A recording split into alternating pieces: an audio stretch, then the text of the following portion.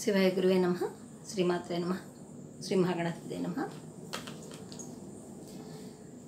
శరజ్యోత్స్నా శుద్ధం శశియుతజటాచూటమకుటాం వరత్రాసత్రాణాం స్ఫటికగుటికా పుస్తకకరాం సకృన్నత్వా నత్వా కథమిహ సహే సన్నిధదతే మధుక్షీరా ద్రాక్ష మధురి మధురీణా ఫణితయః. ఆ యొక్క అమ్మవారు శారదా స్వరూపంలో ఉండి తెల్లని వర్ణంలో ఉండి అమ్మ మనకి చక్కగా జపమాల పుస్తకం ఇవన్నీ కూడా ధరించి మనకి చక్కగా ఆవిడ్ని చంద్రవంకను ధరించిన ఆ యొక్క అమ్మను మనం ఒక్కసారి స్మరించినంత మాత్రం చేత మనకి సకల విద్యలో ఆవిడ ప్రసాదిస్తుందన్నమాట.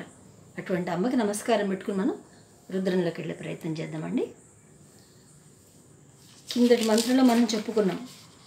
సెంచమే మయశ్చమే ప్రియంచమే అనకామశ్చమే కామశ్చమే సౌమనసశ్చమే భద్రంచమే శ్రేయశ్చమే వశశ్చమే యశశ్చమే భగశ్చమే ద్రౌణంచమే ఇంతాచమే దత్తాచమే క్షేమశ్చమే ధృతిశ్చమే విశ్వంచమే మహశ్చమే సంవిశ్చమే జ్ఞాతృంచమే సూశ్చమే ప్రసూశ్చమే శీరంచమే లయశ్చమే వృతంచమే అమృతంచమే క్షుణంచమే జీవాతుశ్చమే దీర్ఘాయత్వించమే మిత్రంచమే అభంచమే అభయంచమే సుగంచమే శయనంచమే సూషాచమే సుదినంచమే.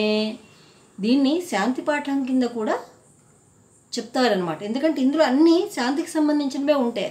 ప్రతిదీ కూడా కావాలి, పుష్కలంగా ఉండాలి, యజ్ఞయాగాదులు చేయాలి, దాని ఫలితాన్ని ఇహంలో పరంలో కూడా అనుభవించగలగాలని చెప్పి మనకి కిందటి మంత్రం అర్థం చాలా చెప్పుకున్నాం విస్తృతంగా దీని గురించి. ఇప్పుడు మనం చతుర్థనువాకంలోకి వెళ్దాం. ఊర్కమే సునృతాచమే పయశ్చమే రసశ్చమే ఘృతంచమే మధుచమే సగ్ధిశ్చమే సపీతిశ్చమే కృషిశ్చమే వృష్టిశ్చమే జైత్రంచమే ద్విద్వంచమే రయిశ్చమే రాయశ్చమే పుష్టంచమే విభుచమే ప్రభుచమే బహుచమే భూయశ్చమే పూర్ణంచమే పూర్ణతరంచమే క్షితియశ్చ అక్షితిశ్చమే కుయవాశ్చమే అన్నంచమే అక్షుశ్చమే వీహాశ్చమే యవాశ్చమే మాషాశ్చమే తిలాశ్చమే ముద్గాశ్చమే ఖల్వాశ్చమే గోధుమాశ్చమే మసురాశ్చమే ప్రియంగవశ్చమే నవశ్చమే శ్యామాకాశ్చమే నివారాశ్చమే. స్వామి, నాకు యజ్ఞంతోటి ఏమేం కావాలనేది ఇందులో మనకి బాగా క్లియర్గా తెలుస్తుంది అనమాట. ఊర్కమే సూనృతాచమే పయశ్చమే రసశ్చమే ఘృతంచమే మధుచమే సగ్ధిశ్చమే సపీతిశ్చమే వృష్టిశ్చమే జైత్రంచమే. మనకి ఏమేం కావాలంటే శత్రువుని జయించేటువంటి శక్తి ఇవి యజ్ఞం ద్వారానే లభిస్తుంది మనకి. బలము, ఓజస్సు, క్షీరము అంటే పాలు కూడా, పాలు, చెరుకు రసము, మధుర పదార్థాలు ఇవన్నీ కూడా మనకి యజ్ఞఫలం ద్వారాగా శివ పరమాత్మ మనకి ప్రసాదిస్తున్నాడని చెప్పబడుతుంది. మనకి పోషణకి కావాల్సినటువన్నీ కూడా ఆయన మనకి ఇవ్వగలుగుతారు. చెట్లు కూడా అంటే తాగటానికి కావాల్సినటువంటి మధుర పదార్థాలు అంటే పానీయాలు, చెరుకు రసము, కొబ్బరి నీళ్ళు, ఫలరసాలు ఇలాంటివి కాకుండా మంచినీరు కూడా. అలాగే వ్యవసాయం చేయడానికి మనకి భూమి కావాలి, వ్యవసాయం చేయడానికి మనకి నాగలి మొదలైనటువంటివి కావాలి, అలాగే ఎద్దులు ఇవి కూడా కావాల్సి వస్తుంది దున్నటానికి. ఇవన్నీ కూడా పరమాత్మ మనకి అనుగ్రహిస్తాడనమాట. వర్షము సమయానికి తగ్గట్టుగా వర్షాన్ని కూడా మనకి అందజేస్తాడనమాట. అది కాక పొలం ఉంటేనే మనం దున్నుతాం కదండి, అలా అనమాట. దున్నుటకు కావాల్సిన పొలం కూడా ఆ పరమాత్మ మనకి అనుగ్రహిస్తాడు. సమృద్ధిగా బంగారము కూడా ఇవ్వగలుగుతాడు. పోషణ, అధికమైన ధాన్యం ఇవ్వగలుగుతాడు. అధికంగా ధాన్యం ఉన్నప్పుడు మనం ఇతరులకు పెట్టగలుగుతాం, మనం చక్కగా తినగలుగుతాం. మాషాశ్చమే యవాశ్చమే ముద్గాశ్చమే ఖల్వాశ్చమే మధురాశ్చమే ప్రియంగవశ్చమే అనవశ్చమే శ్యామాకాశ్చమే నివారాశ్చమే. ఇంకా ఏం కావాలి? పెసలు, గోధుమలు, శనగలు, చిరుధాన్యాలు, మినుములు ఇలాంటివన్నీ కూడా కావాలి. యవలు, వడ్లు, సామలు, రాగులు, ఇప్పుడు అంటున్నారు కదా కొర్రలు, అవన్నీ కూడా అనమాట. అంటే మిల్లెట్స్ అవన్నీ కూడా పరమాత్మ మనకి అనుగ్రహిస్తాడనమాట. అన్నము, తృణధాన్యాలు, పరిగలు, చామలు అంటారు, చిన్న చిన్న ధాన్యాలు అవన్నీ కూడా అవే. ఇంతేకాకుండా వడ్లు ఇవన్నీ కూడా మనకి సమృద్ధిగా అందజేస్తాడట పరమాత్మ. కొంచెం కొంచెం ఇస్తే కష్టం కదండి. అక్షతిశ్చ అంటే సమృద్ధిగా ఇస్తాడు, అంటే క్షయం కాకుండా అక్షయం అవ్వటానికి. పరమాత్మ అనుగ్రహం ఎప్పుడు అక్షయంగా ఉంటుంది, ఏదో కొంచెం కొంచెం ఇచ్చి ఆపడు. ఇప్పుడు ఈ సృష్టిలో ఎవరికి కావాల్సింది వాళ్ళు వెతుక్కుంటూ ఉంటారు. ఎవరు ఏ ఆశతో వెతుకుతారో అది వాళ్ళకి లభించి తీరుతుంది. అది సృష్టి నియమం. ఎందుకంటే సృష్టి అంతా పరమాత్మది, ఏ ఒక్కడి సొత్తు కాదు. ఇప్పుడు భిక్షగాడు ఉన్నాడు, ఆడేం చేస్తాడు, ఒక పూట కడుపు నిండా ఆహారం దొరికితే చాలు అనుకుంటాడు. ఓ 4 ఏళ్ళు 5 ఏళ్ళు తిరుగుతాడు, లేదా ఆశ్రమం దగ్గరకు వెళ్తాడు, ఇంత అన్నం దొరుకుతుంది వాడికి తింటాడు, అమ్మాయి ఇవాళ రోజు అయిపోయింది అనుకుంటాడు. అంటే వాడు ఆ పూటకి సరిపడా మాత్రం వెతుక్కుంటాడు. అలాగే ఇంకా గృహస్థ ఏం చేస్తాడు, సంవత్సరానికి సరిపడా సంపాదించి పెట్టుకుంటాడు. ఇంకా ఎక్కువ ఉందనుకోండి తరతరాలుగా సంపాదించి పెట్టుకుంటారు, భూములు, ఇళ్ళు, వాకిళ్ళు, బంగారాలు, రత్నాలు ఇలా. అయితే శివానుగ్రహం ఉన్న చోట మాత్రం అత్యధికంగా అన్ని పరిపుష్టంగా లభిస్తాయి అన్నమాట. పుష్టిశ్చమే వృద్ధిశ్చమే. ఆ వృద్ధి ఎలా ఉంటుంది, పరిపుష్టిగా ఉంటుంది, పూర్ణంగా ఉంటుంది. అంత మళ్ళా ఇంకోళ్ళకు ఉన్నదని చెప్పడానికి వీల్లేదు. అంత సమర్థతగా మనకి ఏదైనా ఇవ్వగలటువంటి సమర్థత ఆయన దగ్గర ఉందన్నమాట. ఊర్కమే సుమృతాచమే పయశ్చమే రసశ్చమే ఘృతంచమే మధుచమే సగ్ధిశ్చమే సపీధిశ్చమే కృష్చమే వృష్టిశ్చమే జైత్రంచమే ఔద్భిద్యంచమే రయిశ్చమే రాయశ్చమే పుష్టంచమే పుష్టిచమే విభుచమే ప్రభుచమే బహుచమే భూయశ్చమే పూర్ణంచమే పూర్ణతరంచమే. ప్రతిదీ కూడా పూర్ణంగా ఇవ్వగలిగినటువంటి సమర్థుడు. ఏది అడిగినా సరే శివానుగ్రహం ఉన్న చోట, పరమాత్మ అనుగ్రహం ఉన్న చోట సంపూర్ణంగా అత్యధికంగా ఉంటుంది. ఇంకా లేదు అన్న ఇది ఉండనే వాళ్ళ జీవితంలో ఉండదన్నమాట. మనకి ఉదాహరణ చెప్పాలంటే మనకి ఒక ఉపమన్యుడు ఉన్నాడు. ఆ ఉపమన్యుడు పాపం తండ్రి లేని స్థితిలో తల్లి ఆ పిల్లాడిని సాకలేక ఏం చేయాలో తెలియని స్థితిలో వాళ్ళ మేనమామ వాళ్ళ పంచన చేరుతుంది. సరే వాళ్ళు ఆ పనులు ఈ పనులు అడ్డమైన పనులు చేయించుకుని ఏదో ఒక పూట మాత్రం ఇంత ఏదో ఒకటి అన్నమో మిగిలిపోయినవి కూరలు మిగిలిపోయిన అన్నాలు ఇవన్నీ పడేస్తూ ఉంటారు. పాపం అదే ప్రసాదం కింద భావించి తింటూ ఉంటారు. ఆ పిల్లాడిని ఏం చేస్తుందంటే వేదం కోసం చెప్పి పంపిస్తుంది. వాళ్ళ మేనమామే వేద గురువు అన్నట్టు వేదం నేర్పుతాడు, అందుకే అక్కడికి వెళ్ళింది. వీడి చదువు కూడా సాగుతుంది కదా అక్కడ ఉంటే అని చెప్పి. తీరా చూస్తే ఆ మేనత్త ఉంది చూసారా, ఆవిడ మహా కొంచెం ఇదన్నమాట, అంటే కొంచెం కఠినాత్పురాలని చెప్పుకోవచ్చు. భేద దృష్టి చూపించేది. వాళ్ళ పిల్లలకి చక్కగా వేడివేడి పాలు పాయసాలు అన్నీ పెట్టేది. ఈ ఉపమన్యుడికి మాత్రం ఇచ్చేది కాదనమాట. నీకెందుకు పాలు అన్నట్టుగా చూసేదనమాట. మిగిలిపోయిన చద్దన్నం అట్లా ఉంటే పెట్టేది పాపం పిల్లాడికి. పిల్లాడు బాధపడుతూ ఉండేవాడు. అయితే ఒకరోజు వాళ్ళ అమ్మని అడుగుతాడు, అమ్మ నాకు కూడా పాలు తాగాలన్నది, పాలు ఇవ్వమంటే పాపం ఆ తల్లి ఏడుస్తుంది. అమ్మ నాయనా, నేను పేదరాల్ని, పాలు తెచ్చేవాళ్ళు మనకి ఎవరూ లేరు, మనం నీడకు గతి లేక ఇగో ఈ ఇంట్లో చేరాము, వాళ్ళకి ఏదో ఇంత మనకి షెల్టర్ ఇచ్చారు కానీ మనకి అన్నీ కావాలంటే ఎలా లభించమంటే ఆ పిల్లాడు ఊరుకోడు, అయినా ఏడుస్తూనే ఉంటాడు. చిన్న పిల్లాడు కదా, సమస్య ఆ పిల్లాడికి అర్థం కాలేదు. అప్పుడు పాపం వాళ్ళ అమ్మ ఏం చేస్తుంది, ఏం చేయాలో తెలియక అక్కడ విభూతి ఉంటుంది, ఆ విభూతి తెచ్చి నీళ్ళల్లో కలిపి ఇవే పాలు తాగనిస్తుంది అనమాట. ఉపమన్యుడికి తెలియక పాపం అవే తాగేస్తాడు, తెల్లగా ఉన్నాయి కదా అని చెప్పి తాగేస్తాడు, అవే పాలు అనుకుంటాడు, ఆ పూటకి ఏడు పాపేస్తాడు. ఇలా ప్రతిరోజు ఇలాగే చేస్తుంది వాళ్ళమ్మ. అక్కడేమో మేనమామ పిల్లలు శుభ్రంగా పాలు మీగడ పంచదార వేసుకుని తాగుతూ ఉంటే ఈ పిల్లాడికి ఆ అమ్మ విభూతి నీళ్ళు ఇస్తుండేది, ఇవే పాలు తాగు అని చెప్పి. తెలియక తీసుకుంటూ ఉన్నాడు ఆ పిల్లాడు. అయితే ఒకరోజు వీళ్ళందరూ కలిసి ఒక చోటికి భోజనానికి వెళ్తారు. అక్కడ చక్కగా ఎంతో రుచికరమైన పదార్థాలన్నీ వడ్డిస్తారు విస్తట్లో. అందులో పాయసము, బాసుంది, కోవా, లడ్డూలు ఇలాంటివన్నీ కూడా పెడతారు. ఆ పిల్లాడు ఆ గ్లాసులో ఉన్నది తాగుతాడు, తెల్లగా ఉంటుంది, తీయగా ఉంటుంది. ఎంత బాగుంది ఇది ఏంటని అడుగుతాడు. అక్కడ వాళ్ళు చెప్తారు, ఇది పాయసం అంటారు నాన్న, పాలతో చేస్తారు ఇదని. అవునా అనుకోండి, మరి నాకు అసలు పాలు ఇస్తారా తాగుతా అంటాడు. వాడికి డౌట్ వస్తుంది, ఆ పాల రుచికి ఇక్కడ తేడా వస్తుంది. సరే చిన్నపిల్లాడు కదా, పాలు పంచదార వేసి ఇచ్చారు వాళ్ళు, అవి కూడా తాగాడు. చాలా తేడా ఉంది, ఆ విభూతి నీళ్ళకి ఈ పాలకి రుచిలో చాలా డిఫరెన్స్ వస్తుంది. ఇంటికి వెళ్ళిపోతాడు. అమ్మ నువ్వు నన్ను మోసం చేసావు కదా అని అరుస్తాడు అమ్మ మీద. ఏంటన్నా, నేను ఎందుకు మోసం చేస్తాను ఆయన, చెప్పు, నన్ను ఏం కావాలి, నీకు ఏంటి విషయం అంటే చెప్తాడు. నేను పలానా చోటికి ఒక చోటికి నేను భోజనానికి వెళ్ళాను, అక్కడ చాలా చక్కటి పదార్థాలన్నీ పెట్టారు, అక్కడ నా పాయసం తాగాను, కోవా తిన్నాను, బాసుంది తిన్నాను, వాడు నాకు పాలు కూడా ఇచ్చారు పంచదార వేసి, చాలా బాగున్నాయమ్మా, ఎంత బాగున్నాయో, కానీ నువ్వు ఇచ్చేవి ఎందుకు అలా లేవు, నువ్వు నాకు పాలు కాదా ఇచ్చింది ఇన్ని రోజులు అని అడుగుతాడు. ఆ తల్లి పాపం ఇంకా ఏం చేయాలో తెలియక బాధపడుతుంది. అవును నాయనా, నేను నిజంగా నీకు పాలు ఇవ్వలేదు, నేను సత్యమే చెప్తున్నాను, పాలు నీకు ఇవ్వలేకపోయాను, పాలు ఇవ్వలేని స్థితి నాది, అర్థం చేసుకో నువ్వు. నాకు ఎవరిస్తారు పాలు, గోవులు లేవు నా దగ్గర, నాన్న లేరు, ఎవరిస్తారు పాలు నాకు, ఆవిడేమో ఇవ్వదు, ఆవిడతో అడిగి లేదనిపించుకోవటం ఎందుకు, అందుకే మౌనంగా ఉండి నీకు నేను ప్రతిరోజు విభూతి పాలల్లో నీళ్ళల్లో వేసి నీకు ఇచ్చాను, అవి నువ్వు పాలనుకుని తాగేశావు, నీ ఏడుపు ఆపడం కోసమే నేను అలా చేశాను, నిజంగా నేను చేసిన తప్పే, నీకు నేను పాలు ఇవ్వలేకపోయానని బాధపడుతుంది. ఆవిడ కూడా ఏడవడం మొదలు పెడుతుంది. అమ్మ ఏడవకమ్మ, నువ్వు ఏడిస్తే నేను తట్టుకోలేకపోతున్నా, ఏడవకు, పోనీలే అని అంటాడు ఆ పిల్లాడు. మళ్ళీ కాసేపు ఆగి అంటాడు, ఎందుకంటే ఉపమన్యువు క్షీరప్రియుడు అనమాట. మళ్ళీ నెమ్మదిగా అమ్మ దగ్గరికి వెళ్ళి, అమ్మ నాకు మళ్ళా పాలు తాగాలన్న కోరిక అధికమైపోతుంది, పాలు తాగాలనిపిస్తుంది, నాకు ఎదురుగుండా వాళ్ళందరూ తాగుతున్నారు కదా, నాకు కూడా తాగాలనిపిస్తుంది, మరి ఏం చేయాలి, నాకు ఎవరిస్తారు పాలు అని అడుగుతాడు పాపం దీనంగా. వాళ్ళమ్మ ఏడుస్తుంది. ఏం లేదని అందరికీ ఇచ్చేది, అన్నీ ఇచ్చేది కూడా శివపరమాత్మే, శివుణ్ణే అడుగు, నువ్వు ఇంకెవ్వరిని ఏమీ అడగకు అని చెప్తుంది. సరే అని పాపం ఏం చేస్తాడు, అదే విభూతి నీళ్ళల్లో వేసి శివుడి దగ్గరికి వెళ్ళిపోయి ఆ శివుడి మీద పైట మొదలుపెట్టాడు. వాళ్ళ అమ్మాయి శుభ్రంగా పంచాక్షమంతాన్ని ఉపదేశం చేస్తుంది, చక్కగా అభిషేకం చేయడం మొదలు పెడతాడు. చేసి అనుకుంటాడు, నేను తపస్సుకి వెళ్ళిపోతాను, తపస్సు ద్వారా ఏదైనా సాధించవచ్చు అనుకుని ఏం చేస్తాడు, ఆ శివలింగం దగ్గర చక్కగా మంచిగా ఒక వస్త్రం వేసుకుని కూర్చుంటాడు. కూర్చుని అదే పంచాక్షర మహాజపంతో అలా ఉండిపోతాడు, చేస్తూ అలాగే ఉండిపోతాడు. ఆ పాలు తాగడు, నీళ్లు తాగడు, అన్నం తినడు, లేవడు, అక్కడి నుంచి కూర్చున్న చోటు నుంచి లేవడు అనమాట. ఏకాగ్రతతో అలాగే ఉండిపోయి తపస్సు చేస్తూ ఉంటాడు.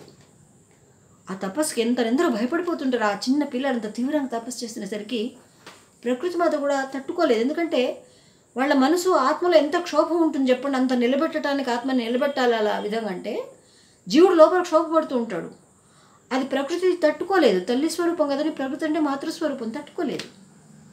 అప్పుడు ఏం చేస్తాడు, ఫస్ట్ దేవేంద్రుడు వస్తాడు.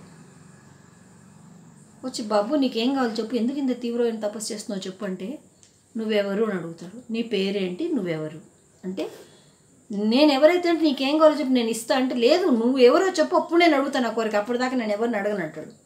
సరే నా పేరు ఇంద్రుడు అంటాడు, ఈ అష్టదిక్కులకి నేనే అధిపతిని, సూర్యుడు, చంద్రుడు, భూమి, గాలి, వాయువు, అగ్ని నా చేతుల్లోనే ఉంటాయి, నా దగ్గర మంచిగా ఐరావతం ఉంది, చక్కగా అన్నీ ఉన్నాయి నా దగ్గర, కల్పవృక్షం ఉంది, కామధేను ఉంది, శ్వేతాశ్వం ఉంది, నీకేం కావాలో నేను ఇవ్వగలను, ఏది కావాలంటే అది వస్తుంది, నీకు శత్రువులు ఎవరినో ఉంటే చెప్పు, నా దగ్గర వజ్రాయుధం కూడా ఉంది, నేను యుద్ధం చేస్తాను, నీకు భయం లేకుండా చేస్తాను, నీకేం కావాలని నేను ఇవ్వగలను అంటాడు. అయితే అసలు నీతో నేను ఏం మాట మాట్లాడను, దయచేసి మీరు పెద్దవాళ్ళు ఇక్కడి నుంచి వెళ్ళిపోండి, నేను మీతో మాట్లాడను, నేను మిమ్మల్ని ఏమీ కోరిక కోరను, మీరు ఎలా వచ్చారో అలాగే వెళ్ళిపోండి అని చెప్తాడు. ఇంద్రుడు అవాక్కైపోతాడు, ఏంటి పిల్లాడు ఇట్లా మాట్లాడుతున్నాడు అనుకుని. మరొకసారి చెప్పు, నీ కోరిక నేను ఏదైనా తీరుస్తాను చెప్పండి, నేను నిన్ను అసలు ఏమీ అడగను, నేను నువ్వు వెళ్ళిపోవచ్చు అంటాడు. గట్టిగా వరుతాడు పిల్లాడు. ఇంద్రుడు భయపడిపోయి ఏం చేస్తాడు, వెళ్ళిపోతాడు. తర్వాత మళ్ళీ బ్రహ్మ వస్తాడు, బాబు ఏం కావాలో చెప్పు నీకు. అరే ఈ మనిషి అంటే చాలా చిత్రంగా ఉన్నాడు, 4 తలకాయలు వేసుకుని, సరే ఏం కావాలో చెప్పు అంటాడు. నువ్వెవరు, నీ పేరేంటి అంటాడు. నేను త్రిమూర్తులలో ఒకడిని, నా పేరు బ్రహ్మ, చతుర్ముఖ బ్రహ్మ అంటారు, నాకు 4 తలకాయలు ఉంటాయి, ఈ విశ్వం సృష్టి అంతా కూడా నేనే చేశాను, నేను సృష్టిస్తేనే నువ్వు కూడా పుట్టావు, ఇదంతా సృష్టి చేసేదంతా నేనే, సృష్టికర్త అని చెప్పి నాకు ఇంకో పేరు కూడా ఉంది, నీకేం కావాలో సరే నేను సృష్టించి ఇవ్వగలను, నీకేం కావాలో చెప్పు అంటాడు. నీ పేరు బ్రహ్మ, అయితే మీకు నమస్కారం, మీరు వెళ్ళిపోండి, నేను మిమ్మల్ని ఏ కోరిక కోరను, మీరు నాకు ఏమి ఇచ్చినా నేను తీసుకోను, మీరు ఏమి ఇవ్వద్దు, నేనేమి తీసుకోవద్దు, మీరు వెళ్ళిపోండి అంటాడు. అదేంటి బాలక అలా అంటావు, నీకేం కావాలి నేను ఇస్తాను, సమర్థుడు, నేను సర్వసమర్థుడిని అంటాడు. మీరు ఎంత సమర్థుడైనా సరే నాకు అవసరం లేదు, మీరు వెళ్ళిపోవచ్చు దయచేసి అంటాడు. అని మళ్ళీ ధ్యానంలోకి వెళ్ళిపోయాడు. అదే క్రమంలో విష్ణుమూర్తి కూడా వస్తాడు. బాలక ఏం కావాలో కోరుకో, మీరు కూడా చాలా చిత్రంగా ఉన్నారు, ఇందాక 4 తలలు ఉన్నాయని వచ్చాడు, ఇప్పుడు 4 చేతులు ఉన్నాయని వచ్చాడు, మీరెవరు, మీ పేరేంటి అంటాడు. నా పేరు శ్రీ మహావిష్ణువు, ఈ విశ్వాన్నంతా పోషిస్తూ ఉంటాను, నేను అందరికి అన్నీ కావాల్సినవన్నీ చూస్తూ ఉంటాను, దుష్ట సంహారం చేస్తూ ఉంటాను, నీకేం కావాలో చెప్పు అంటాడు. మీరు నాకేమి వద్దు, నేనేమి తీసుకొని మిమ్మల్ని ఏమి కోరను, దయచేసి మీరు దేవుళ్ళలో ఉన్నారు, మీకు నమస్కారం, మీరు వెళ్ళిపోండి, నేనేం కోరను మిమ్మల్ని అంటాడు. మళ్ళీ ధ్యానంలోకి వెళ్ళిపోతాడు. విష్ణుమూర్తి కూడా అవాక్కైపోతాడు, ఏంటి పిల్లాడి మనస్తత్వం, అసలు ఏంటి, అసలు ఏం కావాలి ఇస్తాను, వద్దంటాడు ఏంటి, పిచ్చా ఈ పిల్లాడికి ఏమన్నా, ఆయన వెళ్ళిపోతాడు. మళ్ళా అప్పుడు శివపరమాత్మ వస్తాడు, బాలక ఏం కావాలి నీకు కోరుకో అంటాడు. మళ్ళీ సేమ్, మీరేంటి, మీ పేరేంటి అని అడుగుతాడు. నా పేరు శివుడు అంటారు, చక్కగా 10 చేతులు ఉంటాయి, గంగ ఉంటుంది తలలో, చంద్రరేఖ ఉంటుంది, అమ్మవారితో సహా కలిసి వస్తాడనమాట, త్రిశూలం ఉంటుంది, అన్నీ ఉంటాయి. శివుడా, నేను త్రిమూర్తుల్లోకి అధికుడిని, నేను శివుడిని అంటారు, నా తర్వాత ఇంకే దేవుడు కూడా లేరు, ఏం కావాలో చెప్పు అంటే, నువ్వు రోజు నా గురించి తపస్సు చేస్తున్నావు కాబట్టి నేనే వచ్చాను అంటాడు. శివుడు అంటే నువ్వేనా, మరి మా ఇంట్లో శివుడు అలా లేదే, ఇలా ఉండి ఇలా పానుపట్నం ఉండి ఇలా ఉంది కదా, ఇలా లేవే అంటే, సరే అని చెప్పి మళ్ళీ శివలింగాకారంగా కనపడి శివలింగంలో శివుడు కూడా కనపడతాడు. అప్పుడు నమ్ముతాడు ఈ పిల్లాడు, నమస్కారం పెడతాడు. నాకేం లేదు, నాకు పాలు కావాలి, నాకు పాలు అంటే చాలా ఇష్టం, పాలు కావాలంటాడు. అరే పిచ్చి ఉపమన్యు, పాల కోసం ఎంత తీవ్ర తపస్సు చేసావు, నీకు పాలని నీకు నేను పాల సముద్రమే ఇచ్చేస్తాను. సముద్రంలో ఎట్లా ఉంటుందండి అసలు? పాల సముద్రం అంతా ఈ ఉపమన్యుడిదే. సముద్రం ఇచ్చేశాడు. ఇంకేమన్నా కోరుకో ఇస్తాను, నాకు చాలు, నాకు పాలంటే ఇష్టం, నాకు పాలు చాలు, నాకు ఇంకేమొద్దంటాడు. నీ అమాయకమైనటువంటి ఏది బాలత్వం ముగ్ధత్వం ఉందో అది నీకు శాశ్వతంగా ప్రసాదిస్తున్నాను నేను, నువ్వు చిరంజీవి అవుతావు కూడా. ఉపమన్యుడు చిరంజీవి. అంతే వయసులో ఎప్పుడు స్వచ్ఛమైన మనసుతోటి ఉంటాడు అనమాట. తనకు కావాల్సిన మాత్రమే తను తీసుకుంటాడు, మిగతాదేదో ఆయన తీసుకోడు. ఎవరేమి ఇచ్చినా కూడా నాకు అవసరం లేదని పంపించేస్తాడు అనమాట. అగో శివుడు ఇస్తే అంత పుష్కలంగా ఉంటుంది.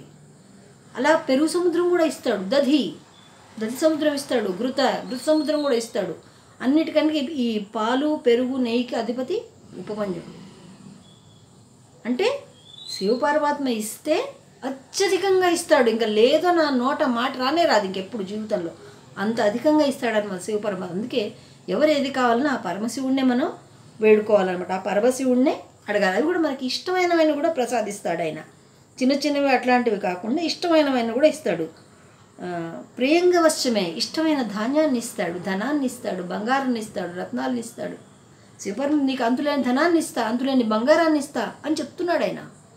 కాబట్టి శివ పరమాత్మనే కోరాలి, ఏం కోరినా సరే ఆయన్నే అడగాలి మనం, ఇంకెవరిని అడగాల్సిన పని లేదు. ఎందుకంటే అపోహ ఏంటంటే శివుడే ఇస్తాడు, బూడిద నీళ్ళు తప్ప ఏముండవు శివుడి దగ్గర అనుకుంటారు. కానీ ఎవరికి ఏమి ఇవ్వాలన్నా శివుడే ఇవ్వాలి. కుబేరుడికి నవనిధులు ఇచ్చింది కూడా శివుడే, ఆధిపత్యం ఇచ్చింది కూడా శివుడే. కాబట్టి శివుణ్ణి కోరితే లేదనేదే ఉండదు, అసలు లేమనేదే ఉండదు, అన్ని అత్యధికంగా పుష్టిగా ఇస్తాడనమాట. ఎంత పుష్టిగా అంటే దానికి మన అధిపతులం అయిపోతాం. మనం ఎవరైనా వచ్చినా కూడా మనం లేదనకుండా పెట్టగల సమర్థత మనకు వస్తుందన్నమాట. ఊర్చమే సూరుతాచమే పయశ్చమే రసశ్చమే ఘృతంచమే మధుచమే సగ్ధిశ్చమే సపీతిశ్చమే కృషిశ్చమే వృష్టిశ్చమే జైత్రంచమే ఉద్భిడ్వంచమే రయిశ్చమే రాయశ్చమే పుష్టంచమే పుష్టించమే విభుచమే ప్రభుచమే బహుచమే భూయశ్చమే పూర్ణంచమే పూర్ణతరంచమే. చూసారా, ప్రతిదీ కూడా పూర్ణంగా ఇస్తాడు, పరిపూర్ణంగా ఇస్తాడనమాట, పుష్టిగా ఇస్తాడు. విభుచమే, ప్రభువుని చేస్తాడు. ఆ యొక్క మనకు వచ్చిన నిధికి మనం ప్రభువులు అవుతాం అనమాట. బహుచమే, చాలా ఎక్కువగా ఇస్తాడు, అత్యధికంగా ఇస్తాడనమాట.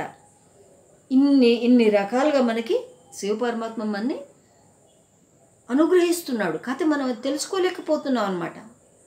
కాబట్టి ప్రతి ఒక్కళ్ళు కూడా శివుణ్ణి ఆరాధించండి. ఏం కోరక్కల్లా, ఏం కోరకుండా ఉంటే ఆయన మన కోరికలన్నీ కూడా తీరుస్తాడు. ఒకళ్ళు లేదు ఒక కోరికతో చేస్తారా, ఆ కోరిక కూడా మీకు తీరుతుంది. పిలిచి అడిగితే ఒకటే ఇస్తారు, మనం ఆ పరమాత్మ పిలిచి ఏం అడగకపోతే అన్నీ ఇస్తాడు, అంతే తేడా. అంటే మనకి ఆత్మార్పణ బుద్ధి అనేది ఉండాలి. శివుడి పట్ల ఆత్మార్పణ బుద్ధి. పరమేశ్వర నువ్వు తప్ప నాకు ఇంకేం లేదు, నువ్వు ఏమి ఇచ్చినా నాకు సరే, నాకు నష్టాన్ని ఇస్తావా, కష్టాన్ని ఇస్తావా, బాధని ఇస్తావా, సుఖాన్ని ఇస్తావా, ఐశ్వర్యాన్ని ఇస్తావా, ఏది ఇచ్చినా సరే నాకు నీ పాదాలు నాకు శరణం. సహస్రం వర్తంతే జగతి విబుధా క్షుద్రఫలదా నమన్యే స్వప్నే వా తదనుసరణం తత్కృతఫలం హరిబ్రహ్మాదీనా నికట భజామ సులభం చిరం యాచే శంభో శివతవ పదాంభోజ భజనం. తొడుకు వెళ్ళుకు రాళ్ళు ఎన్నున్నాయంటే ఒక్క నిక్కమైన నీళ్ళం ఒక్కటిసారి మనకి వేమను కూడా మనకు అదే చెప్తాడు. సహస్రం వర్తంతే జగతి విబుధా క్షుద్రఫలదా. ఈ క్షుద్రమైన కోరికలను తీర్చడానికి దేవతలు ఏంటి, బాబాలు ఏంటి, చాలామంది ఉన్నారు ఇక్కడ. కానీ పరమాత్మ నాకు అవేమీ వద్దు, నీ పాదాలు ఒక్కటే చాలు. ఎందుకు నీ పాదాలను ఆశ్రయిస్తే అన్నీ లభిస్తాయి కాబట్టి అని ఆ శివపరమాత్మ యొక్క పాదాలను మనం ఆశ్రయించే ప్రయత్నం చేద్దామండి. త్రికరణ శుద్ధిగా, మానసికంగా, శారీరకంగా, వాక్కు ద్వారా ఎవరికి ఏది చేతనైతే అది యొక్క శివపరమాత్మ యొక్క అనుగ్రహాన్ని పొందడానికి అనువుగా మనకి శరీరము, వాక్కు, బుద్ధి ఇవన్నీ ప్రసాదించమని ఆ శివుడినే వేడుకుంది. ఎందుకంటే శివుడే అన్నీ ఇచ్చేది కాబట్టి. బహుచమే, పూర్ణంచమే, పూర్ణతరంచమే, పుష్టిచ్చమే, పుష్టిగా సమృద్ధిగా ఇచ్చేది ఆయనే ప్రతిదీ. కాబట్టి ఆయన్ని మాత్రమే వేడుకుందాం. శివుడికి మాత్రమే తల వంచి నమస్కారం పెడదాం. శిరస్సు వంచి ఎవరికి కూడా నమస్కారం పెట్టకూడదు. ఒక్క శివపరమాత్మకు ఒక్కడికే మనం నమస్కారం పెట్టాలి. ఎవరికి పడితే వాళ్ళకి పాదాభివందనాలు, తలకాయ పెట్టి వందనాలు చేయకూడదు అనమాట. ఒక్క శివుడికి మాత్రమే శిరస్సు వంచి మరి నమస్కారం పెట్టాలి. ఆడవాళ్ళైతే మోకాళ్ళ మీద కూర్చుని నమస్కారం పెట్టాలి, మగవాళ్ళైతే సాష్టాంగ పడవచ్చు. స్త్రీలు ఎప్పుడు కూడా సాష్టాంగ నమస్కారం చేయకూడదు. మాతృస్వరూపం కాబట్టి ఆవిడ ఎప్పుడు కూడా సాష్టాంగం పట్టడానికి వీలు లేదు. ఇట్లా నమస్కారం పెట్టచ్చు, ఇట్లా నమస్కారం పెట్టచ్చు, లేదంటే మోకాళ్ళ మీద కూర్చుని వంగి నమస్కారం పెట్టచ్చు, అంతవరకే. జై హింద్, మేరా భారత్ మహాన్.